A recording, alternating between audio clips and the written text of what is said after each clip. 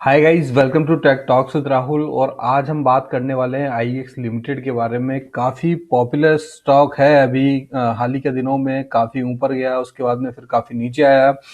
तो अभी तकरीबन 26% के करेक्शन पे ये अवेलेबल है। और यहाँ पे जो है, जो लोग ऊपर के लेवल पे फंसे हुए हैं उनको क्या करना चाहिए और बेसिकली जो है हमारी क्या पोजीशन इसके अंदर होनी चाहिए, वो सारी बात यहाँ पे आज करेंगे। तो चलिए स्टार्ट करते हैं। स्टार्ट करने से पहले चैनल को जरूर सब्सक्राइब कर लेना और टेलीग्राम चैनल को जो है जरूर ज्वाइन कीजिएगा, क्योंकि वहाँ पे जो है सारी अपडेट जो है मैं वहाँ पे डालता रहता हूँ। तो अब चलते हैं आईएक्स पर और वहाँ पे सीधा जो है टेक्निकल एनालिसिस देखेंगे और थोड़ा सा स्क्रीनर के अंदर जो है फंडामेंटल्स देखेंगे कि किस तरीके से जो कंपनी है वो बिजनेस कर रही है। तो स्क्रीनर के ऊपर चलते हैं।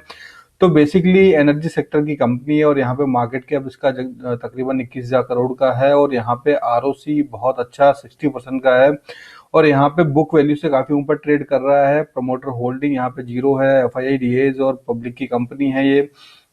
जो डेट है वो भी बिल्कुल कम है, काफी डेट इन्होंने अपना कम किया है, कोई भी शेयर प्लेस नहीं है।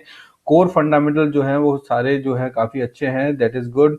और प्रोज के अंदर भी काफी प्रोज हैं इसके, और कॉन्स के अंदर ओनली फॉर ये बुक वैल्यू से ऊपर है वो यहाँ पे कॉन्स दिखाई दे रहे हैं। दूसरी बात यहाँ पे आप देखते हैं, यहाँ पे क्वार्टरली रिजल्ट्स के अंदर देखें तो लाइफ टाइम हाई के नंबर हैं और अच्छा खासा इंक्रीमेंट यहाँ पे हुआ है। दूसरा, ऑपरेटिंग प्रॉफिट इंक्रीमेंट हुआ है। अदर इनकम यहाँ पे कंसिस्टेंट है। प्रॉफिट बिफोर टैक्स यहाँ पे अच्छा खासा इंक्रीज हुआ है।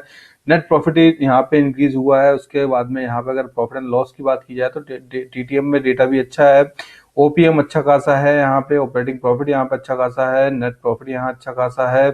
उसके अलावा बैलेंस शीट के अंदर देखा जाए तो काफी अच्छे रिजर्व्स इन्होंने इंक्रीज किए हैं, तकरीबन 100 करोड़ के। और यहाँ पे बोरोइंग जो है वो 1 करोड़ से यहाँ पे कम की है। यहाँ पे जो उसके अलावा इन्वेस्टमेंट है वो भी काफी अच्छा इन्वेस्ट कर रही है company, that is good. Cash flow की बात की जाए, पॉजिटिव में नंबर है और काफी अच्छा नंबर है। यहाँ पे अगर शेयर होल्डिंग पैटर्न की बात की जाए तो ये 37.74% यहाँ एफआईएस ने अपना स्टेक बढ़ाया। डीआईएस ने तकरीबन उतना ही यहाँ पे कम किया और पब्लिक की होल्डिंग जो है यहाँ पे कंसिस्टेंट है, थोड़ी सी यहाँ पे इंक्रीज हुई है।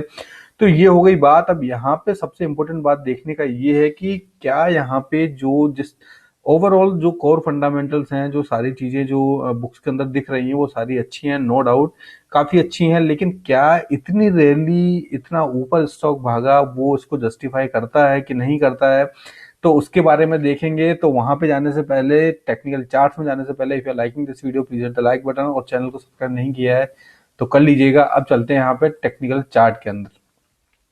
अगर आप इसकी हिस्ट्री को देखेंगे तो यहाँ पे तकरीबन तकरीबन पहले एक कंसोलिडेशन के अंदर था। उसके बाद में अगर आप देखेंगे 2020 के बाद में, 2020 मिड 2020 के बाद में जो है कॉन्टिन्यूसली एक अप ट्रेंड के अंदर है। और ये जो ट्रेंड यहाँ पे आपको दिखता है, ये ट्रेंड जो यहाँ पे 2020 के बाद से लगा के 2000 ये अभी 2 महीने पहले तक जो ट्रेंड था, that is very justified trend है। और इसको कह सकते हैं कि इट्स अ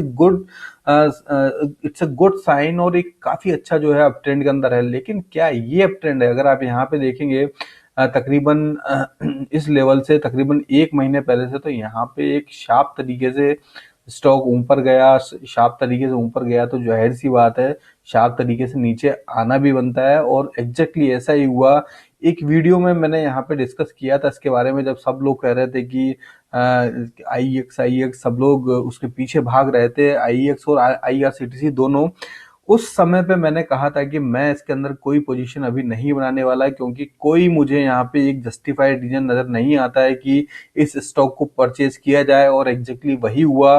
काफी लोग आईआरसीटीसी में भी ऊपर के लेवल पे फंसे और काफी लोग जो है यहाँ पे आईएक्स में भी ऊपर के लेवल पे फंसे हैं। अब यहाँ पे देखिए होता क्या है, या देखिए दोनों आईआरसीटीसी और आईएक्स दोनों अच्छे स्टॉक हैं, नो डाउट। लेकिन अब होगा क्या, जब ऊपर के लेवल पे आप फंसे हुए हो, अब वहां तक वापस स्टॉक को जाने में जो है काफी टाइम लगेगा। और नो डाउट कि उससे ऊपर जाएगा और वहां पे जाएगा, नो डाउट। लेकिन जाने में जो टाइम लगेगा वो काफी ज्यादा टाइम वहां पे वापस से उस लेवल को जाने में और उस लेवल को ब्रेक करने में। एक तो वहां पे उस लेवल तक पहुंचने में, जब जब आप उस लेवल पे आ जाएंगे, तक सब सपोज कीजिए इसको आपने 900 में खरीदा था, तो 900 में खरीदा था, तो 900 में खरीदने में जितना टाइम लगा वो अब उसके बाद में जब उसको लाइफ टाइम हाई को ब्रेक करेगा, उसके बाद में ऊपर जाएगा, तब आपका यहाँ पे प्रॉफिट बनता है, राइट। तो अब क्या मतलब है इस तरीके के स्टॉक में, जब इस तरीके की रैली दे स्टॉक और आप खरीदें और फंस जाए। बहुत सारे लोगों को आईआरसीटीसी के रिगार्डिंग मेरे पास मैसेज आते हैं, बहुत से लोगों को आईएक्स के रिगार्डिंग मेरे पास मैसेज आया, that is I am making a separate video on this. और अब वो फंसे हुए हैं, अब या फिर तो वो अपना जो सौदा है उसको काटें और जो है एक अच्छा खासा लॉस को बुक करें, अदरवाइज उनके पास में होल्ड करने के अलावा कोई यहाँ पे जो है ऑप्शन नजर नहीं आता है। इसलिए कितना भी अच्छा स्टॉक हो, चाहे कितना भी अच्छा स्टॉक हो, देखिए मेरे पास होंडा सिटी है सपोज, राइट, मेरे पास होंडा सिटी कार है सपोज, और अगर मैं वो कार, अगर ठीक है 14 लाख रुपए की कार है, तो मुझे 13 लाख में, 13.5 लाख रुपए में, 14 लाख में मिलती है, दैट इज गुड और अच्छा बेस्ट वैल्यू कार है। अब वही कार अगर मुझे 20 लाख रुपए में मिले, तो चाहे कार कितनी भी अच्छी हो, कोई मतलब नहीं बनता उसको लेने का, राइट, क्योंकि वो ओवर वैल्यूड है। तो हमें ये चीजें जरूर देखना चाहिए।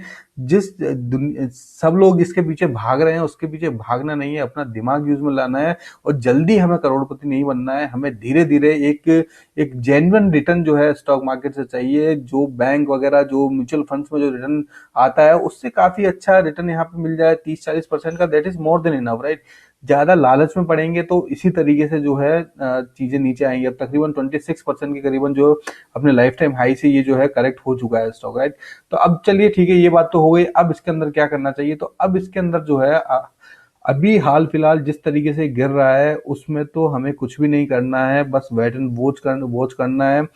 और कोई पोजीशन अभी मेरे को नहीं लगता कि इसके अंदर बनानी चाहिए, क्योंकि जिस तरीके के इसकी कैंडल्स बन रही हैं, एक लॉन्ग बियरिश कैंडल्स यहाँ पे बन रही हैं, और जब इस तरह की कैंडल बने तो जाहिर सी बात है स्टॉक में कमजोरी है।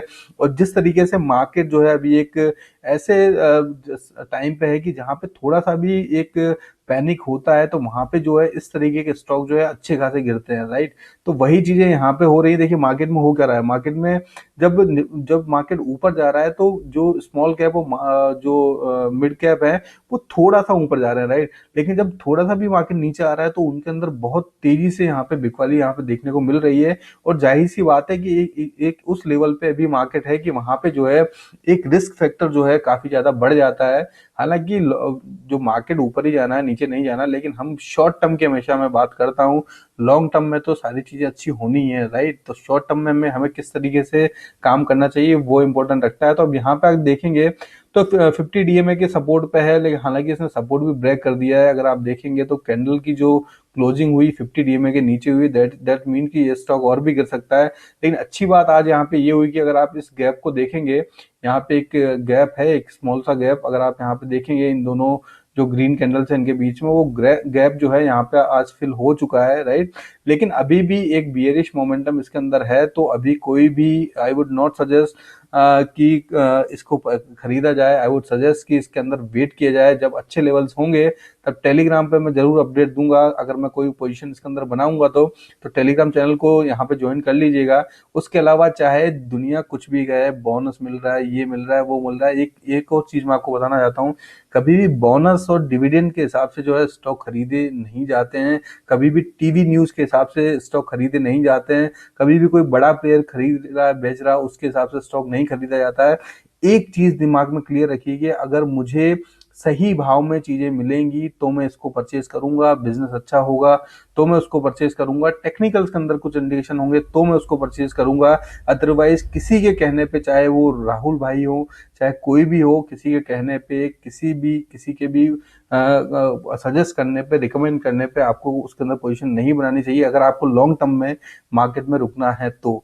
अगर आप एक गैम्बल करना चाहते हैं that is a different thing, speculate करना चाहते हैं that is a different thing, लेकिन आपको अगर मार्केट में लॉन्ग टर्म के लिए रुकना है तो अपना विवेक जो है, अपनी चीजें जो है, अपना दिमाग जो है आपको यहाँ पे लगाना पड़ेगा। किसी के कहने पे, किसी के करने पे आपको कोई काम नहीं करना है। हाँ, उनसे एजुकेशन लीजिए, सीखिए, लेकिन आपका खुद का पैसा है, आपको खुद को ही इन्वेस्ट करना चाहिए और सोच समझ के इन्वेस्ट करना चाहिए।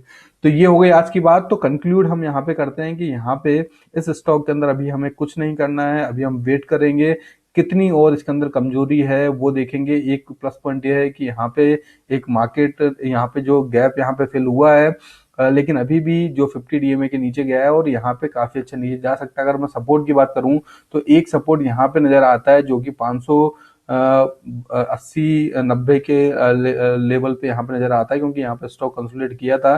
तो एक ये आप सपोर्ट मान सकते हैं जो कि 590 से लगा के जो है यहाँ पे 530 के करीबन जो है सपोर्ट आपको मिलेगा। ये दो सपोर्ट यहाँ पे मिलेंगे। अगर इसके बाद और भी नीचे जाता है तो फिर इसके बाद में सपोर्ट जो है काफी नीचे 411 के लेवल पे भी आपको देखने को मिल सकता है।